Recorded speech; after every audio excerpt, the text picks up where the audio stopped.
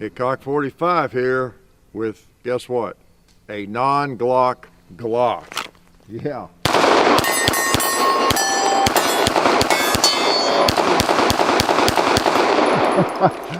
Oh yeah, it's fall and a pumpkin needs to be shot every now and then, doesn't it?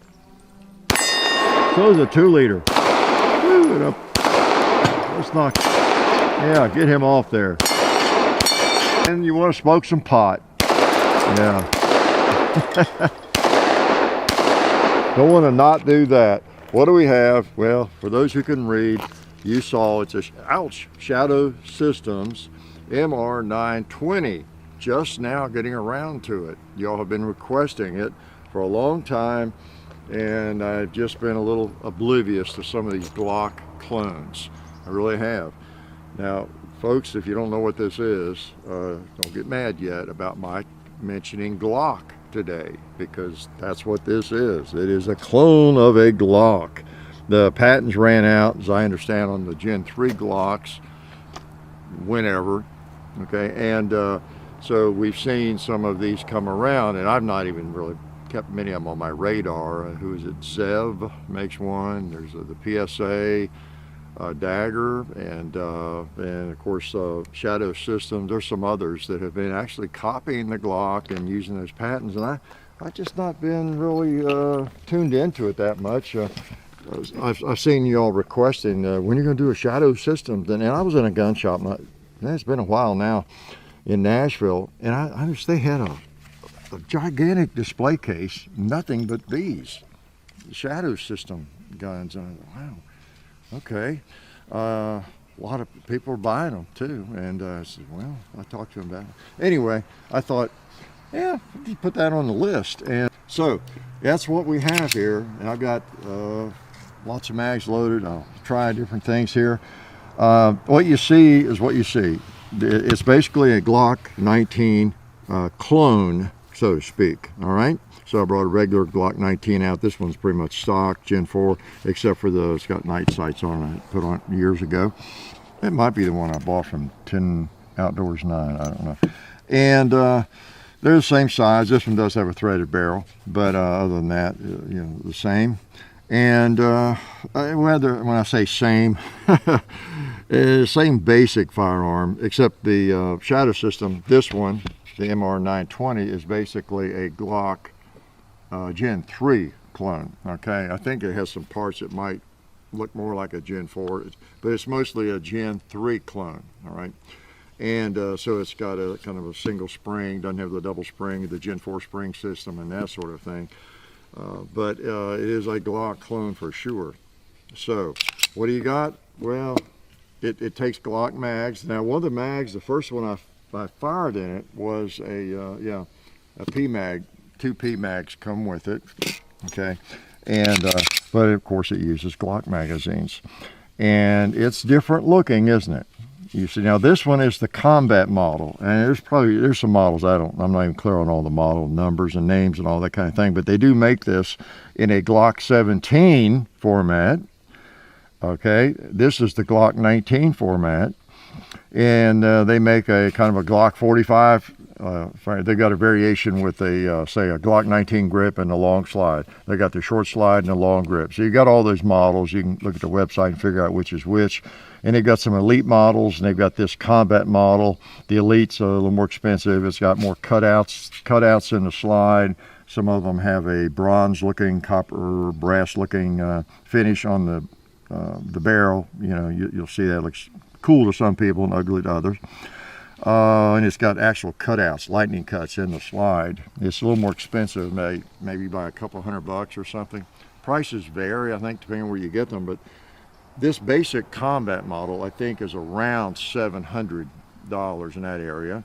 And then when you get up into the elite model with the cutouts and different things, and maybe even with an optic on, it can be like $900, $1,000, maybe $1,100. I don't know. It depends on what you get with it. Okay, I sort of say $1,000. That's almost $1,000. $1,000, and you get the fluted barrels on all of them that I've seen. Okay, whether they're threaded or not. Actually, that's kind of, so let me shoot some more. Okay, I'm going to use a Glock 17 magazine, ooh, which I've been known to do before, haven't I? All right, pretty nice size. This is the combat level model. It has a tritium front sight, and you see the rear sight's pretty cool. So that's one of the upgrades on it, the tritium sight. I can see on top of the tritium sight a big gong over there. Yeah, that's the one negative. It has to have a round in the chamber where it won't fire.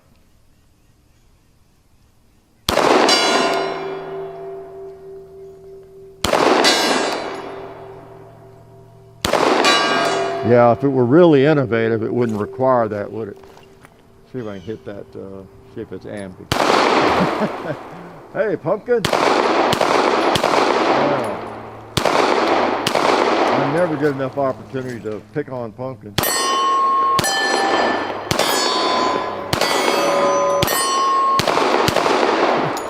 don't know what I'm doing, just feel like shooting weak-handed a little bit. So yeah, I'll take the Glock 17 mag, pretty cool. And that wants to loosen on me, and I keep burning my finger for some reason on that. I don't know why. It doesn't look hot, so it shouldn't be hot if it doesn't look hot, should it? So that's kind of the price range. Now, I think they have a foundation model they call now that is it's a little less money than this one. It's closer to what an MOS Glock 19 would be. If this is not an MOS Glock, but whatever they sell for now, six, I don't know. So it would be comparable in price. Generally speaking, you're going to see these in a gun shop or somewhere or online, and they're going to be more expensive than the Glocks, okay? But now if you get the basic model, the foundation model, as I understand it, does not have the tritium front sight, which brings down the price. Still has, I think all of them have the optic cut out here. And so then you're talking apples to apples, kind of closer, you know, on the Glock 19, all right? But by and large, most of the models are going to run a couple $100, $300 or $400 more than a standard Glock. So you have to decide, is it worth it for the features you get? And let me show you a couple of those features. Really nice serrations, of course. All right, and this one you got the night sights. You got a pretty nice grip texture, although it'd be nicer if it was all the way around, but it's not bad. You got a beaver tail. That's pretty nice. I like that. It's not too extreme or anything. Got your Glock rail. Okay, still using that. You got a pretty nice undercut. You know, I always have to undercut my Glocks, do a little dremeling under there to get rid of that hump. Well, they've sort of done that. I think that would suffice. I don't think, I would need to do any dremeling on that. So that's a nice trigger guard. What else do you have? You got a nice mag release button there. I think it's more like a Gen 4. I believe it's reversible. Okay. And before it gets too hot, let's wait till a little bit later before we take it apart. But you got the fluted barrel, spiral fluted barrel, and that's supposed to help gather dirt, keep from clogging up the gun if you were to. I guess it also helps cool. Hey, it does. The barrel's already cool. It helps cool the barrel off generally. I think that's why LWRC does that. And so what else? I'll tell you one thing that is, because of the cuts and things, it's lighter than a standard Glock. Okay, now I don't know how important that might be, although you get down into a very common carry gun, Glock 19, and if you can shave off a couple of ounces, that's something. You're talking about in the neighborhood of 24 for ounces for a Glock 19 standard, and in the neighborhood of 22 ounces, just a little over for this. And with the more expensive one, the Elite model that has the cutouts, more of the lightning cuts, it is definitely, I think it might be even more than just a little over 2 ounces less than the Glock 19. This one is almost 2 ounces less. So there's not a lot of difference with the extra lightning cuts, but there's still a few, and it makes it even lighter. So yeah, a couple of ounces, ounce and a half, 2 ounces, nothing to sneeze at. Really isn't. You get down into the 22 ounce area, gosh, I should have looked that up. I'm thinking the M&P, what is it? One of the pocket pistols weighs that much. shield. I think that one was, I think some of the M&P shields weigh almost that much or that much. You know, so you're talking about a good feeling little gun. It's pretty light. It sounds like I'm selling them, aren't I? Well, I got some negatives for you. But these are made, another positive though, they're made in Plano, Texas, 100% as I understand, everything. You know, again, I was kind of clueless about these. I'd heard of them, but I didn't know that much about them. They've been out a while. People have been shooting them, making videos on them. And of course, I'm cluelessly going on about my business, but it's okay. We do what we do. But I'm glad it got on my radar and y'all helped put it there, because interesting gun, and I've not had a malfunction yet. It shoots just fine. You know, no big deal. Let me shoot a little bit. Plano, Texas. There's also an interesting thing. This company, if you're involved, just so you'll know this, in a defensive shooting with one of their firearms, and you're in the right, okay, they will replace your gun if it ends up in an evidence locker. They'll give you a new one, okay? I know that preys on the minds of some people who don't know a lot about the law and how court cases go and how expensive lawyers are, who you'll see a comment on the internet about how, I wouldn't carry an expensive gun like that, man. You know, you get in a shooting, that thing be in an evidence locker, you know. Because I usually would say that's the least of your worries if you're ever involved in that sort of altercation. You're going to spend a lot of money on lawyers.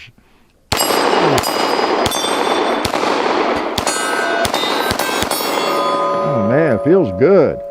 I got to shoot that plate over there. Let's see.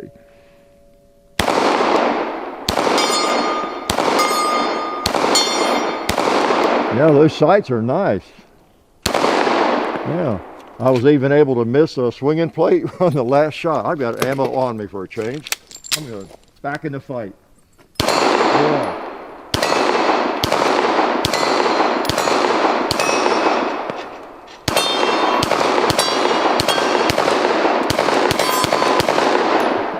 I'm just throwing ammo, having fun doing it. Okay, let it cool off a little bit. I'll take it apart. The biggest negative for me, maybe it really is different, isn't it? Looks different. It's wow. What they do to my Glock 19. You might think a lot of this busy work, the cuts and everything, would really offend me. I guess they really don't. You know, again, the reason I wasn't offended by these too much back in the 80s, they're so functional and they work so reliably that I was not offended by that, okay? I can handle ugly. Well, I don't know, you might consider this ugly, you might consider it pretty. If it functions and it's practical, that's okay. I can handle that. The thing that disappoints me a little bit is the trigger. Now, you might see, say as I'm shooting around here, it looks like the trigger is just fine, and it is. But, oh man, if you pick one of these up in a shop and you take the mag out, there won't be a mag in it probably, and you pull that trigger, you will, you might just throw up. I mean, if you're a gun person, you probably are a gun person, or you wouldn't pick one of these up in a gun shop. You wouldn't be in a gun shop, right? I mean, the trigger is horrible.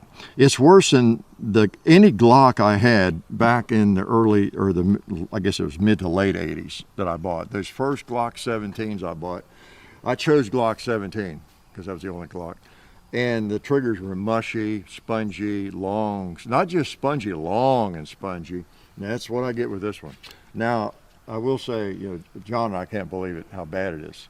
I mean, you got this company that, these are sort of higher dollar Glocks, and they do a lot of things right. They're really cool in so many ways. Oh my gosh, the trigger on this one, I don't know if they're all like this, but it is horrendously ridiculous, okay? Now, on the positive side, as with Glocks, I've noticed since the 80s, I've noticed this phenomenon. I mean, it's not really a phenomenon, there's a reason for it. When you put the mag in, see it's cocked, and then you pull the trigger, it's still bad, but it's not quite as bad. So anyway, but I don't know. It's like we've all noticed before, and you all have too, I guess. You pull a gun in a shop, or like this, and you're just pulling that thing. Okay, look at this. This spongy, spongy rough, finally breaks. Reset, Reset's not too bad. It's not too long, okay? But oh my gosh, you got to go through so much sponge before that thing breaks. And then it even sounds cheap or something. I don't know what it is. But that's that's really my biggest negative with the gun. I don't have a lot of negatives. A lot of it, you could argue, is an improvement over this firearm. You could argue that. Not necessarily a big improvement that was desperately needed, right? Because any of us can take this firearm right here and do just fine, you know, in any situation if we can shoot at all. But so that's my only negative. Again, the reason I typically don't even want a Glock because I have a pretty good trigger. Like this one, it's not spongy. It's got a fair amount of force on it, which I like. I don't want to be too light. Okay, you bring it back, and then right there is a wall, and then boom, it breaks. You get to the wall and then it breaks. You know when it's going to break. It's fine. It's great. You know, Glock has improved their triggers over the years. Most of them. You'll still pick one up that's almost as bad, but not quite as bad. But yeah, so that's really, really bad. Now I don't know if you can change out the trigger. You can go to a company that specializes in Glock parts maybe and get a better trigger. How's that?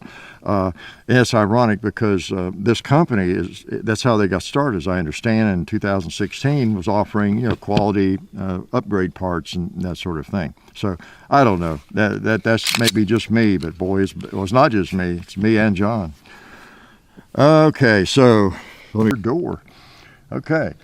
Now, you know, we don't get silence out of this. It's 9mm, you know, and we've discovered we've been testing Glocks and suppressors, you know, a fair amount, and there just aren't many rounds you can fire that will genuinely be quiet and still work the slide and all that. Now, there's modifications you can probably do with springs and things. We've just not done that, but we'll take a few shots with that. Okay, so it can be suppressor ready. Now, all of the combat models, I don't think this level come with a threaded barrel, but some do. All right, you notice I haven't even talked about optics yet. That's typical of me, isn't it? The sights are pretty high. They're almost high enough to... Yeah, you can kind of use them. Yeah. Not perfect, but you can see almost over that suppressor. Yeah, or else I wouldn't be able to hit that stuff. Pop that old pumpkin some more quietly. Yeah, so that's 124 grain standard range ammo from Federal and everything. So like I said, while we're, that's a beautiful sight though. Yeah, I have to say, I don't know, it's kind of grown on me since I've had it. You know, the serrations and the fluted barrel, I don't know, when I first looked at it, I thought, wow, what is that? But I don't know, it's kind of cool, and especially knowing it's lighter, because it still shoots fine. You don't all of a sudden notice excessive recoil over that one there because of that. And, you know, they really have seriously, as much as I give them about that trigger, they've really tried to create, like, the ultimate Glock. You know, okay, let's take a Glock now. It looks like to me, let's take a Glock, and what are all the complaints that people have of the Glock? And I understand the company is comprised of mostly, if not all, like vets, competition shooters, just real serious gun people. And so they really, people who compete, you know, and shoot a lot, that really know what a gun needs, a handgun needs, what would improve it, that kind of thing. And it looks like that's what they've tried to do in every aspect of it. You know, the grip, maybe except the trigger. You know, and I'll show you this part. I've noticed that when you break this down, even though you pulled the trigger, you got to pull it again, at least with my experience. You got the Gen 3, you know, guide rod, and that's made so that you can, with a wrench, you can take it apart and put a different power spring on it, okay? And that's a nice flexibility there, factory you've got. So does that look like a Glock? Yeah, it does. That's what it is. That's why I said we're talking Glocks today. It's odd, you know, time passes so quickly. The patents have run out and people are able to copy Glocks just like 1911s and things like that. It's just, it sort of caught me off guard, I guess, really. Not too amazed that something would catch me off guard, is it? And so you get your fluted barrel. Now the barrel and the slide, as I understand, are stainless, but they're nitride finished, you know, and so that's why they don't look like stainless. Yep, looks like a Glock, doesn't it? So, it's because it is. It's a copy of the Glock. And I put this slide on it, and it seems, I didn't shoot it. It seems to function fine. But now you couldn't replace the spring and barrel, I don't think, and have success, because that's a Gen 4, and this is kind of a Gen 3 setup. But you should be able to do it with your Gen 3, I think. Parts are, as I read, about all the parts in here are interchangeable with the Gen 3. So I would think you could take, you know, that barrel out and spring and everything and use it in your Gen 3 if you had a reason to. Okay. Put that back on. So protect those threads. And like I say, it is ready for, it's optic ready. And this one differs from most pistols or all pistols in that you don't need an adapter plate or anything. They've got screws that come with it and different length screws, as I understand. Get this out so I don't forget. You got the, you know, screws, and I don't know whether it's kind of an adapter on the length or something there, but it drills down and you're attaching right to the slide the way it's made. And that's supposed to be one of the big selling features or really positive things about this firearm, maybe of all the improvements they've made, is that. And no adapters, it goes deeply into the actual slide, all right?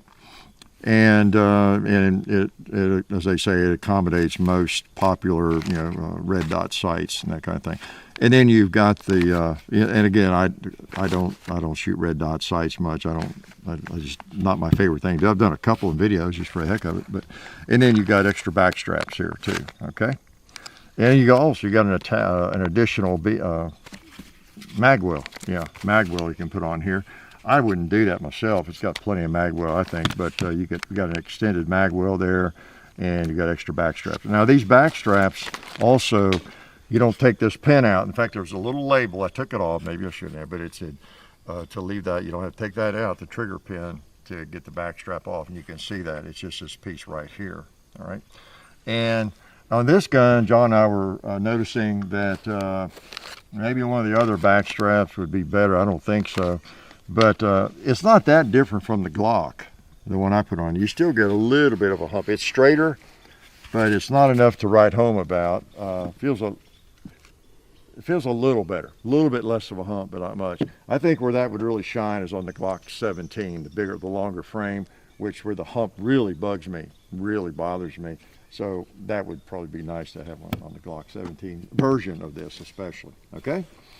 So I'll shoot a little bit more, and while I'm shooting, you let me know if there's anything I forgot to tell you, okay? You know what we've got to do? We got to try this. Oh man, it seemed like there was something. Okay, I've talked about price, the trigger, yeah, the trigger, right down, and look on their website, Shadow Systems. They have a lot of different models, and I think it's one you should look at. If you're thinking of a pistol in this size range, a Glock, it really is. It's probably one you should look at because you might like it much better than a regular Glock. You really might. Let's try this big mag, see if it works. Okay, because it works in my other Glocks. And I know I'm taking too long, but I got to shoot some more.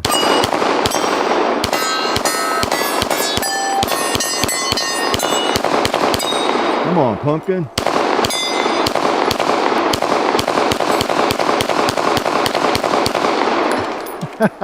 Trying to chew him up. Yeah, works. And from my reading, they seem reliable. Everybody I've read that's used them and tested them, they get really good results. Oh, yeah, the one thing, there's a supposedly in the manual. I never read manuals, do you? No, it just says that they recommend a 200 or 300 round break-in, as I understand. And some people have experienced that issues for the first 50 rounds or something, but I never have. I didn't shoot a Sunday video, did I? But I've shot it a couple of days. I've not had any issues from the first shot with it. And they admit that. It's I think the barrel, the hood, and the lockup is very tight. It may take a few rounds for it to settle in and all that kind of thing, and lock in and get fitted.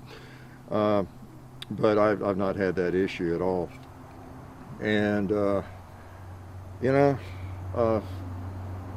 I've not shot, I guess, any of the other Glock clones, but this definitely is one that you know, merits, I think, your attention. The others might as well.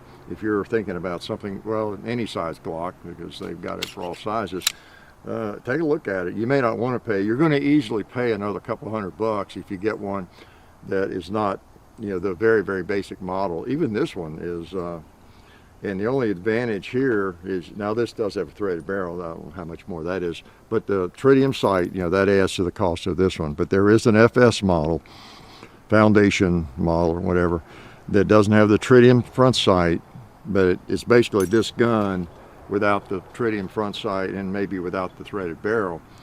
That again, it's comparable to a Glock in price, if this appeals to you.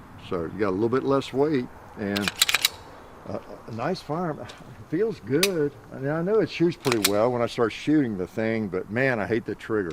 I hate that trigger.